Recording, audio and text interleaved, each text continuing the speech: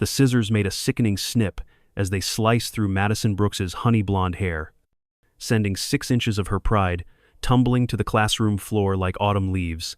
24 students sat frozen in their desks, phones half raised, watching Kyle Harrison Riverside High's untouchable golden boy destroy what took Madison 3 years to grow. But what Kyle didn't know was that Madison's father wasn't just any lawyer.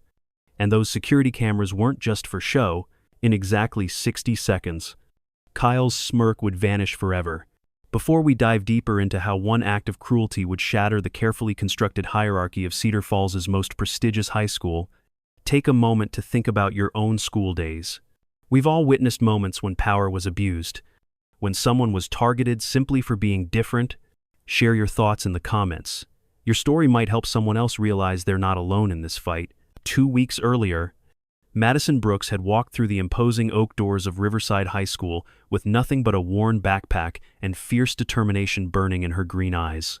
At 17, she possessed the kind of sharp intelligence that made teachers uncomfortable and classmates suspicious. Her acceptance letter had arrived on scholarshipful academic ride worth $42,000 annually, but in a town where family names carried more weight than GPAs, that distinction felt more like a scarlet letter than a badge of honor.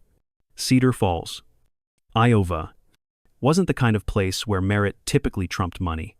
Nestled in the heart of agricultural wealth, the town operated on generations of established hierarchies.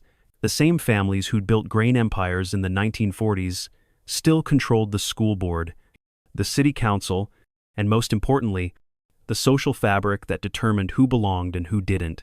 Madison's mother, a single nurse working double shifts at cedarfallsgeneral.com, had scraped together enough to rent a tiny apartment on the wrong side of Interstate 80, the invisible line that separated the haves from the have-nots. Riverside High School itself was a monument to small-town ambition and big-money donations. The 3-story brick building, completed just 5 years ago, with a price tag of $18 million, boasted state-of-the-art everything: smart boards in every classroom, a championship-caliber football stadium, and a performing arts center that rivaled facilities at state universities. Bronze plaques throughout the hallways immortalized the donor families, subtle reminders of who really ran the show. Kyle Harrison's name appeared on 3 of those plaques. At Olten, Kyle had inherited more than just his father's steel blue eyes and commanding presence. He'd inherited an empire. Harrison Agricultural Solutions controlled 60% of the grain elevators within a 100-mile radius, employed half the town's workforce, and donated generously to every cause that mattered. Kyle's grandfather had been mayor for 16 years. His father currently sat on the school board. His older brother had graduated valedictorian before accepting a full ride to Northwestern's business school. The Harrison legacy was Cedar Falls royalty, and Kyle wore that crown with the casual arrogance of someone who'd never faced genuine consequences. Standing 6'2" with the lean build of a varsity swimmer, Kyle commanded attention the moment he entered any room. His sandy brown hair was always perfectly styled, his clothes bore subtle designer labels, and his smile could charm administrators into overlooking almost anything.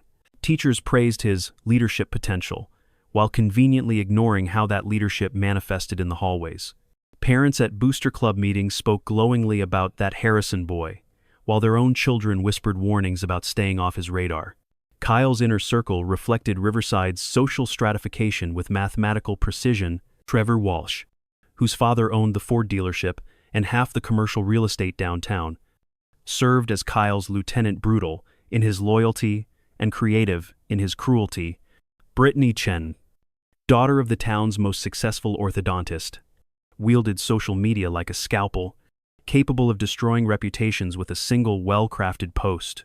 Mason Ford rounded out the group, his pharmaceutical executive father's connections ensuring that Mason's anxiety medication addiction remained a carefully guarded secret while his behavior grew increasingly erratic. They called themselves the Core, a name that managed to sound both exclusive and academic, perfectly suited for teenagers who confused privilege with intelligence. Their domain extended beyond the typical cafeteria politics. They controlled student government, dominated National Honor Society, and somehow managed to secure the best parking spots, the choicest class schedules, and the most coveted internship opportunities, faculty members spoke carefully around them, acutely aware that one complaint to the wrong parent could derail careers built over decades. Madison's first week had passed without incident, largely because she'd mastered the art of invisibility. She arrived early, stayed late, and navigated the hallways with the practiced efficiency of someone accustomed to avoiding attention. Her schedule was packed with advanced placement coursesics of them, more than any student had attempted in Riverside's recent history: Calculus B C, Physics C, AP Literature, AP Government, Op Chemistry, and AP Art History created a academic load that would have crushed most students. For Madison, it represented opportunity. Every A was currency toward college scholarships. Every perfect test score was a step away from Cedar Falls's suffocating social hierarchy. The collision was inevitable. It happened during third period AP Government, a class Madison had been particularly excited about. Mrs. Patterson, a 20-year veteran teacher with iron-gray hair and fierce intelligence, had assigned a semester-long project analyzing local government structures and their effectiveness. Students could choose to examine any aspect of Cedar Falls municipal operations: budget allocation, zoning decisions, economic development strategies, or public service delivery. Madison had chosen to investigate agricultural subsidies and their impact on local economic inequality. Her preliminary research had been thorough, perhaps too thorough. She'd requested public records dating back 15 years, analyzed crop insurance claims, and interviewed farmers both inside and outside the Harrison network. The pattern that emerged was stark. A handful of large operations received the lion's share of federal and state support, while smaller family farms struggled with declining assistance. The Harrison Agricultural Solutions empire had grown not just through business acumen, but through systematically lobbying for policies that concentrated resources among existing large operators. When Madison presented her initial findings during a class discussion, the temperature in the room shifted perceptibly. Interesting perspective. Miss Brooks. Mrs. Patterson said carefully, her eyes darting toward Kyle's corner of the classroom. Though I think you might want to consider the complexities of agricultural economics before drawing conclusions about fairness. Kyle's hand shot up, his smile bright and predatory. I'd like to respond to Madison's research, he said, voice dripping with false civility. I think it's important that we address misconceptions about how agriculture actually works in Iowa. What followed was 10 minutes of Kyle systematically dismantling Madison's arguments, not with superior data or analysis, but with the kind of insider knowledge that came from growing up in boardrooms and strategy sessions. He spoke casually about regulatory frameworks and market dynamics, dropping references to conversations with state legislators and federal agriculture officials. His tone remained respectful throughout, but the message was clear: you don't belong in this conversation. The class listened in uncomfortable silence as Kyle painted Madison's scholarship background as a limitation rather than an achievement. It's admirable that Madison wants to understand these issues, he concluded, but without real-world experience in agricultural business, it's easy to misinterpret complex data. Madison felt heat rising in her cheeks, but kept her voice steady. I'd be happy to share my sources with you, Kyle. The data comes directly from USDA reports and county assessor records, public information that anyone can access. Of course, Kyle smiled wider, though interpretation requires context that textbooks can't provide. Mrs. Patterson intervened before Madison could respond. Excellent discussion.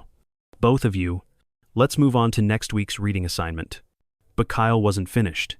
As students gathered their belongings, he approached Madison's desk with Trevor and Mason, flanking him. Hey, Madison, he said quietly, his voice losing its public charm. Interesting project choice. I hope you're planning to be balanced in your analysis. I plan to follow the evidence wherever it leads, Madison replied, not looking up from her notes. That's what I was afraid of. Kyle's tone carried a subtle threat that made nearby students suddenly find reasons to linger.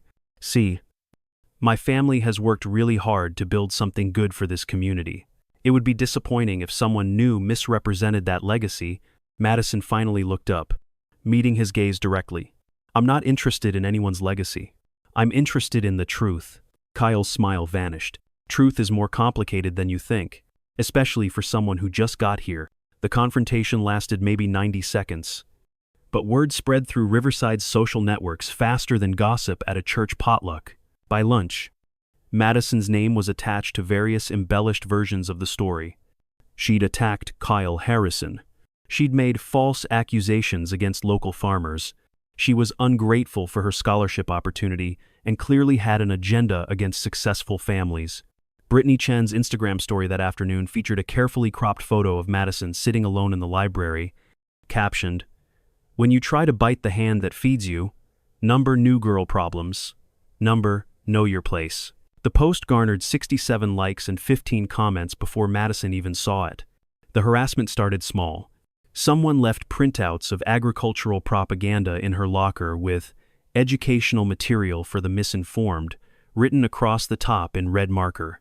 Her assigned parking spot was mysteriously unavailable due to ongoing construction that seemed to affect only her vehicle. Teachers who'd been encouraging became notably cooler, offering perfunctory responses to her questions and limiting their interactions to necessary academic business.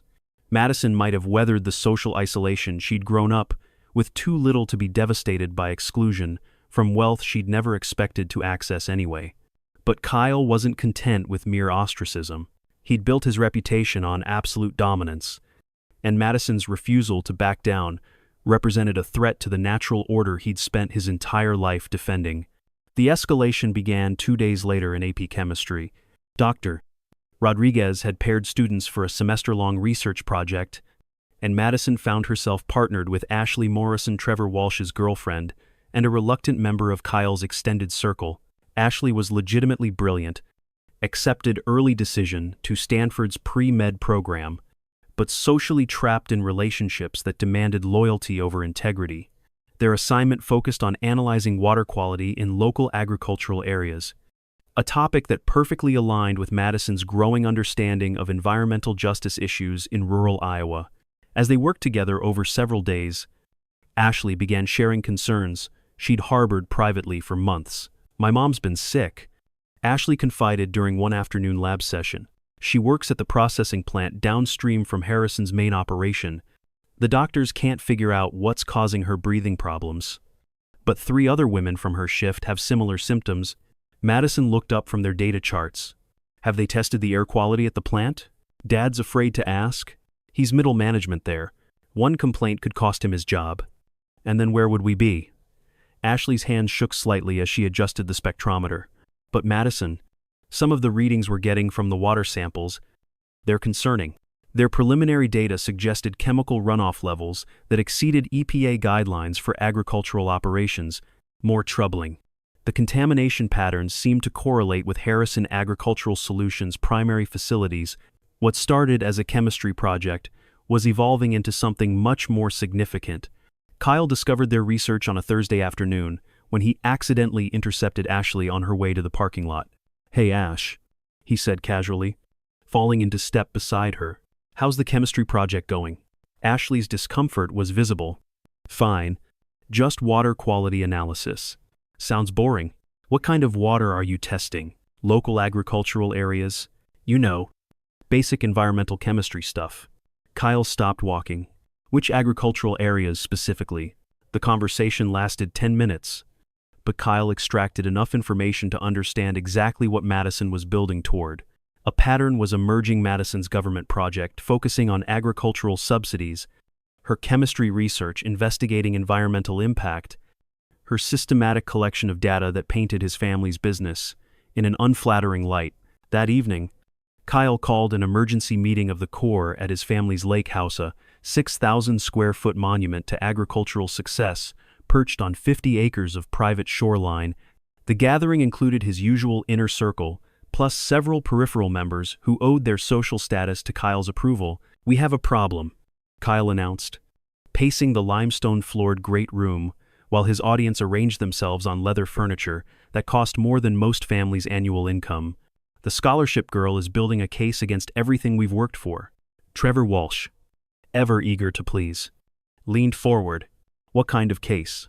"Economic, environmental, social justice bullshit. that makes us look like villains. Kyle's voice carried genuine anger now. Stripped of its usual calculated charm, she's documented subsidy patterns, water quality issues, emploiement practice. If she presents this publicly, it could damage relationships my father's spent decades building. Brittany looked up from her phone. So what do we do? Social media can only go so far. We remind her that actions have consequences, Kyle said quietly, and we make sure everyone else remembers that challenging the established order isn't worth the price. Mason, whose pharmaceutical connections had taught him creative approaches to problem solving, suggested several options that Kyle dismissed as either too obvious or too risky. They needed something public enough to establish dominance, but subtle enough to avoid official consequences. Something that would humiliate Madison without appearing overtly malicious to adult observers. The plan they settled on was elegant in its simplicity and devastating in its psychological impact. Friday morning arrived, crisp and clear, with October sunlight streaming through Riverside High's oversized windows as students shuffled between classes with the practiced efficiency of educational automation. Madison had no reason to suspect anything unusual as she entered her AP Literature classroom for second period. Mrs. Foster's room was arranged in a horseshoe pattern that encouraged discussion, and Madison's assigned seat placed her near the front, a position she'd grown to appreciate for its minimal social interaction requirements. She'd spent the previous evening refining her government project outline, incorporating the environmental data from her chemistry research to build a comprehensive picture of agricultural inequality in Cedar Falls. The evidence was becoming overwhelming, and she felt confident that Mrs. Patterson would appreciate the thorough documentation regardless of any political sensitivities. Kyle entered the classroom at exactly 8:47 a.m. 3 minutes before the bell. Accompanied by Trevor and Mason, they took their usual seats in the back corner, but something felt different about their presence. Other students seemed to sense it, too. Conversations quieted, and several people pulled out phones with casualness that suggested anticipation. Mrs. Foster began class with a discussion of symbolism in the Scarlet Letter. Drawing parallels between Hester Prynne's ostracism and contemporary social justice issues, the irony was lost on no one, particularly Madison, who found herself reluctantly participating in a conversation about prejudice and community punishment that felt uncomfortably relevant to her current situation. Madison, Mrs. Foster said, "What do you think Hawthorne is suggesting about the nature of moral authority in Puritan society?" "I think he's questioning who gets to decide what's morally acceptable," Madison replied carefully, "and whether those authorities are themselves morally compromised." A few students shifted uncomfortably. In the back corner, Kyle's eyes glittered with something that might have been amusement. "Interesting perspective." Mrs. Foster nodded. "Can you elaborate on the connection between individual integrity and community standards?"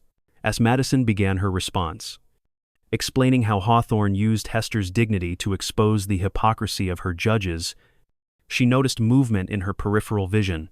Trevor had stood and was walking toward the front of the classroom with exaggerated casualness, as if heading to the tissue box near Mrs. Foster's desk. But instead of continuing to the teacher's station, Trevor stopped directly behind Madison's chair. The room held its collective breath. Mrs. Foster, focused on Madison's analysis, didn't immediately notice Trevor's position. Madison herself was mid-sentence, discussing how social hierarchies often protected the powerful while punishing the vulnerable. When she felt the first gentle tug on her ponytail, she paused, assuming someone had accidentally brushed against her hair, but the second tug was deliberately firm, followed by the metallic whisper of scissors opening. Madison's blood turned to ice. "Mrs. Foster," she started to say, but Trevor was already moving. The scissors borrowed from the art supplies cabinet during the previous class transition closed around her hair with a sound like breaking promises. The cut wasn't clean or quick. Trevor, following Kyle's specific instructions, made it deliberately jagged, sawing through Madison's honey blonde ponytail with the kind of calculated cruelty that spoke to hours of planning. Chunks of hair tumbled to the floor in uneven lengths, some pieces 6 inches long, others barely 2 inches, creating a ragged, humiliating mess that would take months to repair. Madison spun in her chair, her hand flying to the back of her head where her ponytail had been. Her fingers found jagged edges and uneven patches that felt like a crime scene. 23 students stared at her with expressions ranging from shock to guilty entertainment to barely concealed satisfaction. Trevor stood holding the scissors in one hand and Madison's severed ponytail in the other, his face a mask of false innocence. "Oops," he said with exaggerated surprise. "Sorry. Madison, I tripped." "Mrs."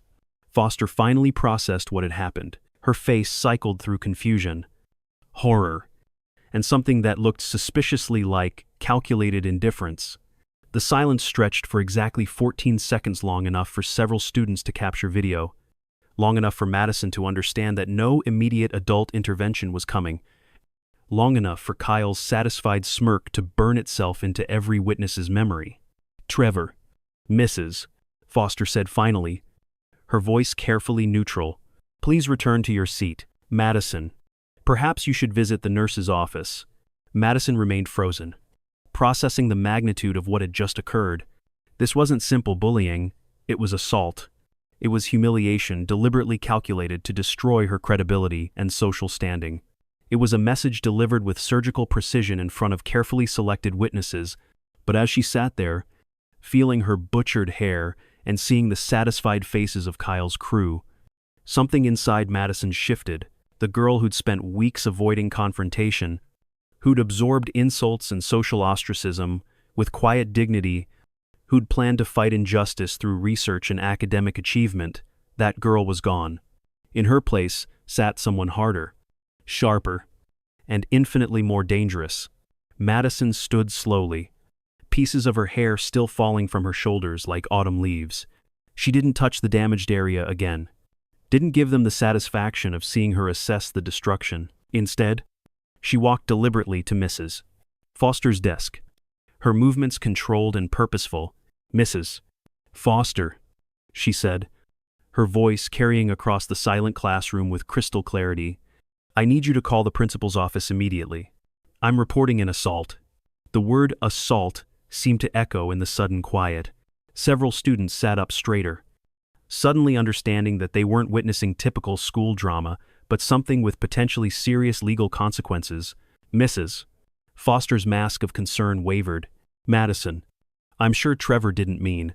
"Trevor," Madison interrupted, still not raising her voice, "deliberately cut my hair with scissors while I was seated and unable to defend myself. That constitutes assault under Iowa state law. I need you to document this incident officially, and I need school administration involved immediately." In the back corner, Kyle's smirk had begun to fade. This wasn't the reaction they'd anticipated. Madison was supposed to cry, to run, to be humiliated into silence. She wasn't supposed to invoke legal terminology with the confidence of someone who understood exactly what had been done to her.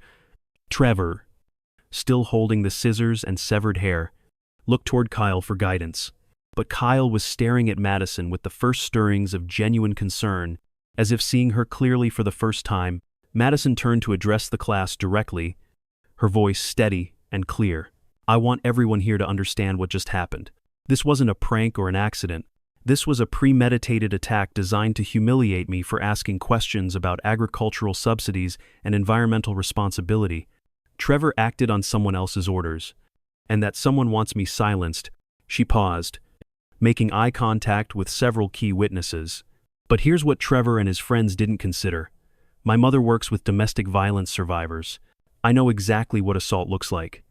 I know what documentation is required. And I know what legal protections exist for victims.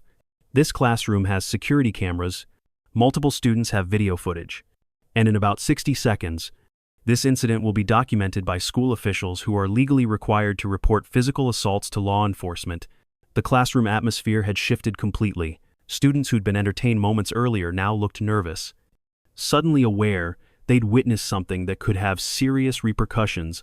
Several were hastily putting away phones, hoping to avoid being identified as witnesses. Mrs. Foster reached for her desk phone with obvious reluctance. "Perhaps we should discuss this privately." "No," Madison said firmly. "This happened publicly. It will be addressed publicly. I'm not protecting anyone's reputation or covering up anyone's behavior. Not anymore." As Mrs. Foster dialed the main office, Madison turned one final time toward Kyle's corner of the room. Their eyes met across the silent classroom, and in that moment, both understood that the war Kyle had started was about to become very expensive for everyone involved. Madison Brooks had just declared herself ungovernable, and Kyle Harrison was about to learn that destroying someone's hair was nothing compared to what happened when you awaken someone's fury.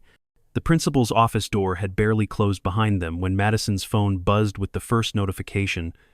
Someone had already posted video of the haircutting incident to TikTok, Instagram, and the private Riverside High social media accounts that flew beneath adult radar. By lunch period, the footage would have thousands of views and hundreds of comments ranging from outrage to celebration. But Madison wasn't thinking about social media as she sat across from Principal Davidson's imposing oak desk, her mutilated hair still dropping occasional strands onto the polished floor. She was thinking about documentation, evidence, and the systematic preparation that separated successful campaigns from emotional reactions. Kyle Harrison was about to discover that destroying Madison Brooks would require considerably more than a pair of scissors and teenage cruelty. The real war was just beginning. Principal Davidson's office felt smaller than usual as Madison sat perfectly straight in the leather visitor's chair, her butchered hair creating an unintentional halo of defiance around her composed face. Behind his mahogany desk, Principal Davidson, career educator who'd spent 23 years perfecting the art of administrative neutrality, shuffled through incident reports with the nervous energy of someone who sensed his careful world was about to implode. "Miss Brooks," he began, his voice carrying the practiced tone of someone accustomed to managing teenage drama. "I understand you're upset about what happened in Mrs. Foster's classroom. However, I think we might be able to resolve this matter internally without involving outside authorities." Madison's green eyes never wavered from his face. "Mr. Davidson, are you suggesting that I should not report a physical assault that occurred on school property during class time?" The principal's hands stilled on the paperwork.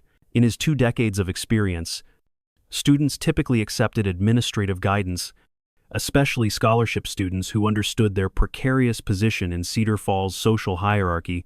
Madison's directness was unsettling, particularly given the families involved. "What I'm suggesting," he said carefully, "is that Trevor Walsh has been a model student with no prior disciplinary issues. His family has been incredibly supportive of our school programs. Perhaps this was simply a misguided prank that got out of hand." Madison reached into her backpack and withdrew a small digital recorder. Placing it on the desk between them, the red recording light blinked steadily. "Mr. Davidson, for the record, are you advising me not to report an assault because the perpetrator's family donates money to the school?" The principal's face went pale. "Miss Brooks, I don't think recording this conversation is appropriate. Iowa is a one-party consent state." Madison interrupted smoothly. "I'm legally entitled to record any conversation I'm involved in. And given that we're discussing a potential cover-up of criminal behavior, documentation seems prudent." Davidson leaned back in his chair, suddenly understanding that he was facing something far more sophisticated than typical teenage rebellion. "There's no cover-up here. We're simply exploring all options for resolution." Madison smiled the same expression she'd worn in AP Government when Kyle had tried to dismiss her research. "Excellent. Then you'll have no objection to following standard protocol for assault incidents, contacting law enforcement, documenting evidence, and ensuring the victim's safety." The intercom buzzed before Davidson could respond. His secretary's voice carried a note of barely controlled panic. "Mr. Davidson, I have Harrison Agricultural Solutions on line 2. Mr.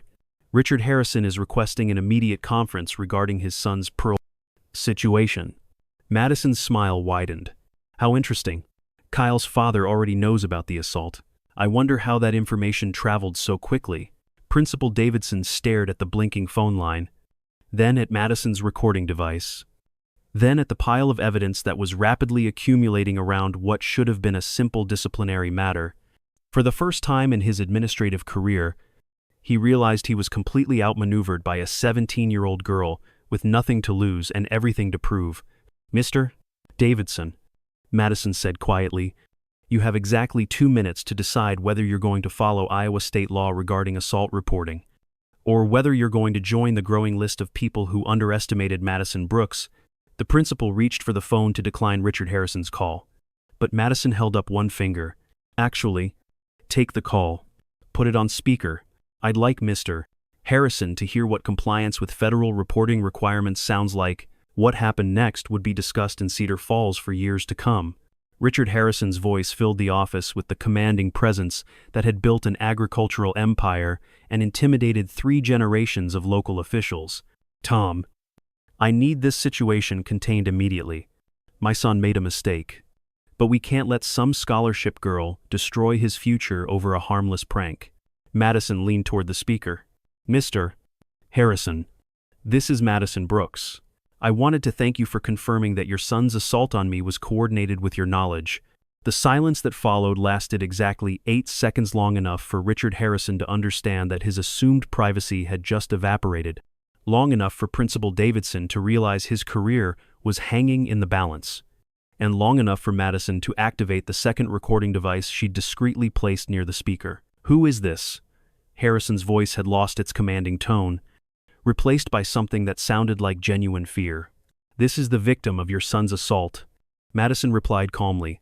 The same victim whose environmental research has documented illegal runoff from your facilities, whose government project has traced suspicious subsidy allocations to your company, and who now has recorded evidence of your family's attempt to suppress criminal charges through financial intimidation. Principal Davidson looked like he might vomit. Young lady, Harrison said, his voice rebuilding its authoritative edge.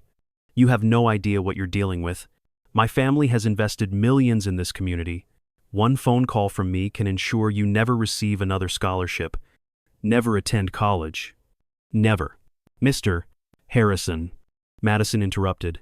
Are you threatening a minor assault victim with economic retaliation for refusing to cover up your son's criminal behavior? The recording devices captured every word.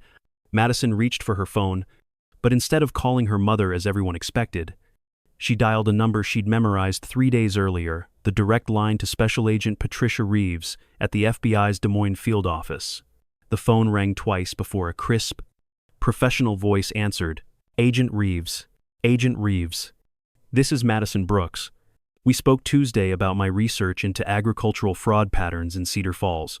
I'm calling because the harassment has escalated to physical assault, and I have recorded evidence of attempted witness intimidation by Harrison Agricultural Solutions. Principal Davidson's face had progressed from pale to gray. Richard Harrison's breathing was audible through the speakerphone. Miss Brooks. Agent Reeves' tone sharpened with interest. Are you in immediate danger? I'm currently in the principal's office at Riverside High School with Richard Harrison on speakerphone.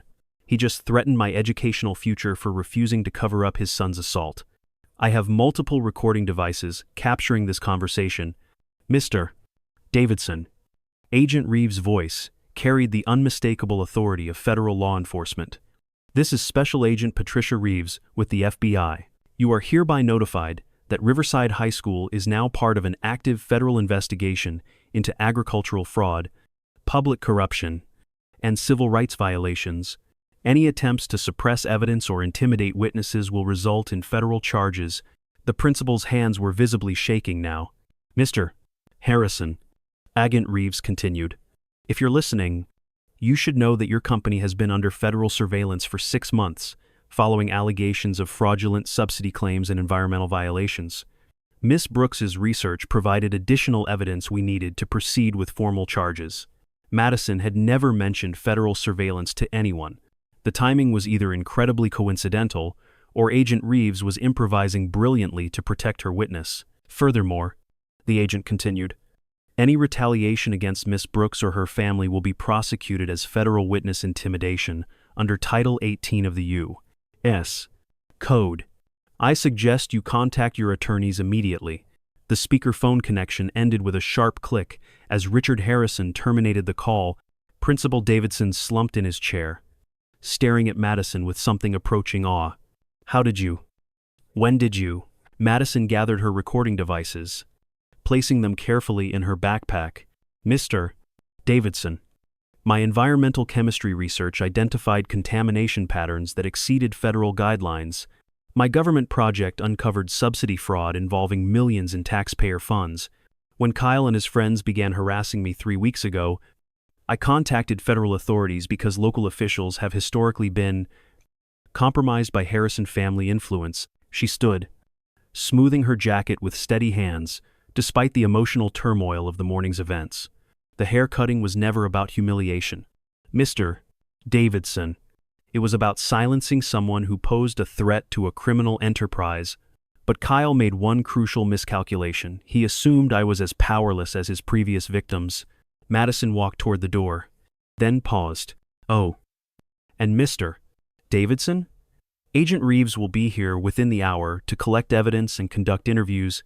You might want to review your legal obligations regarding cooperation with federal investigations. The hallway outside the principal's office buzzed with unusual energy as word spread through Riverside High's social networks that something unprecedented was happening. Students lingered near lockers longer than necessary, phones discreetly positioned to capture any developments. Teachers spoke in hushed clusters, their conversations stopping abruptly when Madison appeared. But Madison was no longer the isolated scholarship student who'd walked these halls 3 weeks earlier. Her purposeful stride, the recording devices visible in her hand, and the aura of someone who'd just burned down the local power structure drew attention like a magnet. Several students actually stepped aside as she passed, recognizing that they were witnessing something historic. Kyle Harrison stood near the senior lockers with Trevor and Mason, their usual confident postures replaced by visible anxiety. They'd heard enough fragments of conversation to understand that their carefully planned humiliation had backfired spectacularly, but the full scope of their predicament was only beginning to dawn on them. Madison approached their group directly, her butchered hair somehow making her appear more formidable rather than diminished. Kyle, she said pleasantly, I wanted to thank you. The 3 boys exchanged confused glances. Thank me? Kyle's voice cracked slightly. Your assault this morning provided the final piece of evidence Agent Reeves needed to proceed with federal charges against your father's company. Without your attack, the FBI might have spent months building their case. You've saved taxpayers considerable resources. Kyle's face went through several shades of white. Federal charges? Madison smiled. Fraud? Environmental violations. Public corruption. Witness intimidation. And now conspiracy to suppress federal investigations.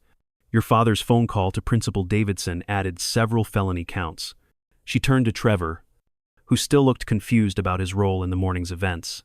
Trevor, I hope you realize that assault charges filed by a federal witness carry much more serious penalties than typical school discipline, especially when the assault was designed to interfere with an ongoing investigation.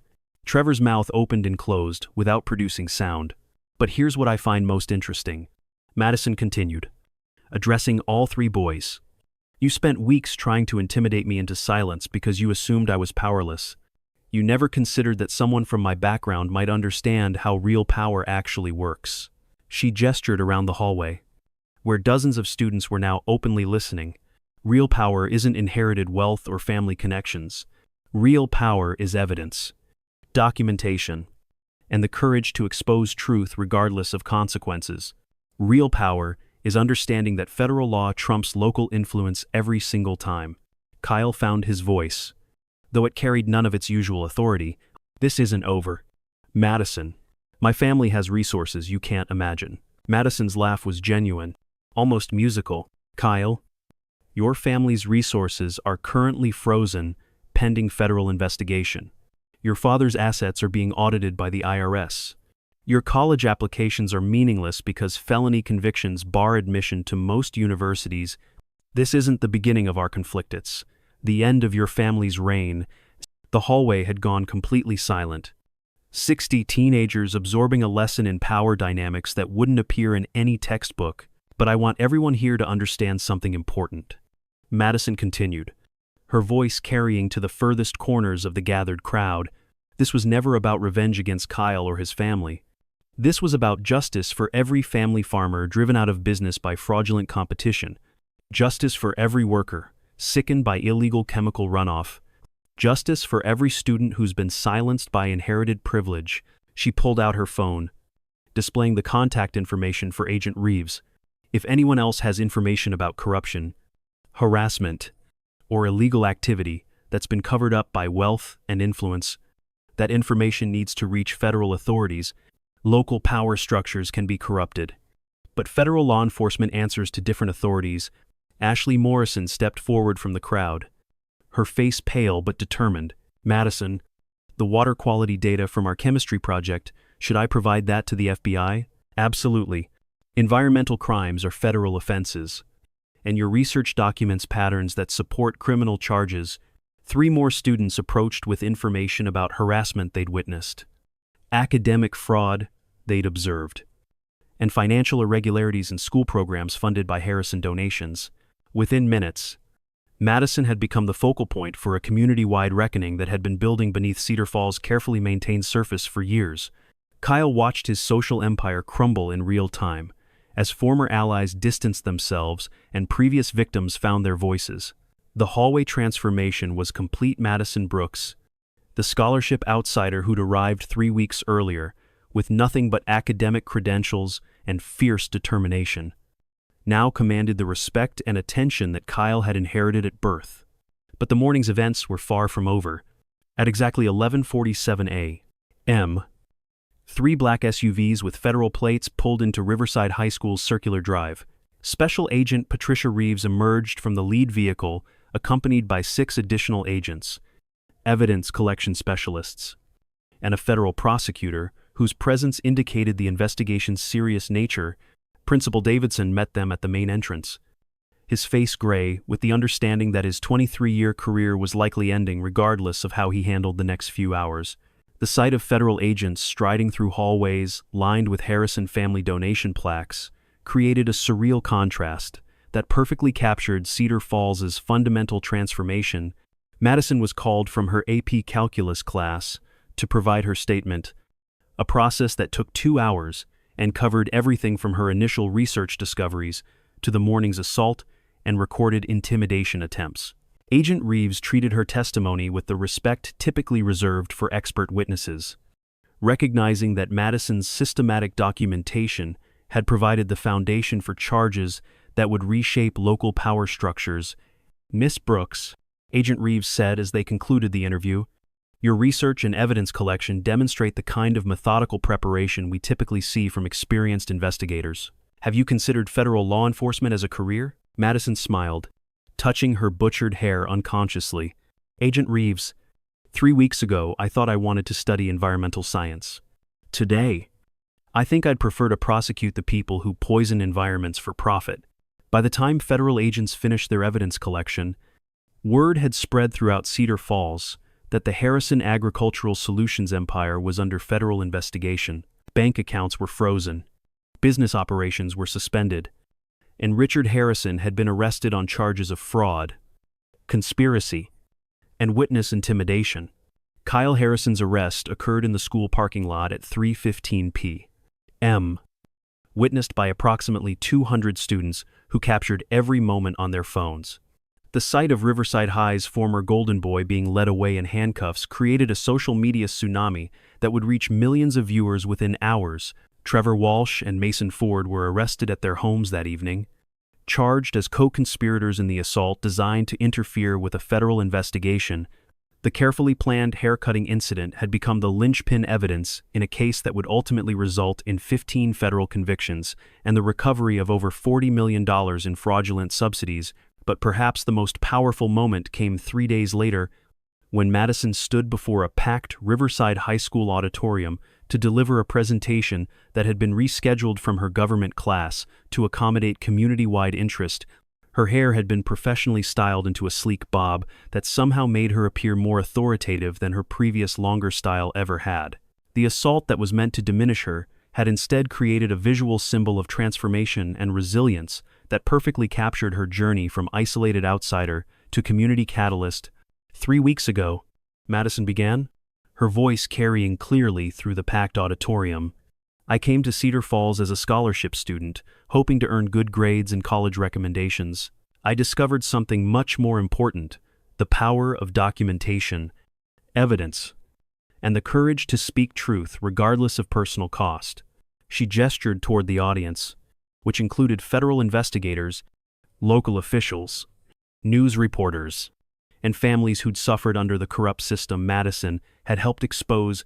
Kyle Harrison's assault on me was meant to silence someone who posed a threat to inherited privilege, but that assault became the evidence that connected harassment, fraude, environmental crimes, and public corruption into a pattern that federal law enforcement could prosecute successfully.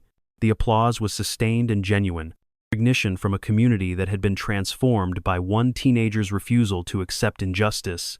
But here's what I want everyone to remember. Madison continued as the applause faded. This victory wasn't achieved through violence, social media manipulation, or trying to fight wealth with more wealth. This victory was achieved through research, documentation, legal knowledge, and the systematic preparation that turns evidence into justice. She paused, making eye contact with students throughout the auditorium. Every single person in this room has the power to expose corruption, document injustice, and demand accountability from people who believe themselves untouchable. The tools are available: public records, recording devices, federal tip lines, and laws that protect whistleblowers regardless of their economic status. Madison's voice strengthened as she reached her conclusion. Kyle Harrison cut my hair because he thought destroying my appearance would destroy my credibility. He was wrong. What actually happened was that his assault provided irrefutable evidence of the mindset that enables systematic corruption, the belief that power comes from the ability to hurt others rather than the responsibility to protect them. The final applause lasted nearly 5 minutes, but Madison was already thinking beyond the immediate triumph. Federal investigations had revealed corruption patterns extending throughout Iowa's agricultural sector, and she'd received contact from similar whistleblowers in 12 other states facing comparable systemic problems. 6 months later, Madison Brooks stood in the federal courthouse in Des Moines, watching Richard Harrison receive a 15-year federal prison sentence for crimes that had stolen millions from taxpayers and poisoned communities throughout central Iowa. Kyle Harrison, tried as an adult for conspiracy and assault charges, received 3 years in federal prison, followed by 5 years of supervised probation that would bar him from owning agricultural businesses or holding public office. The Harrison Agricultural Solutions empire had been liquidated, its assets used to compensate fraud victims and fund environmental cleanup efforts.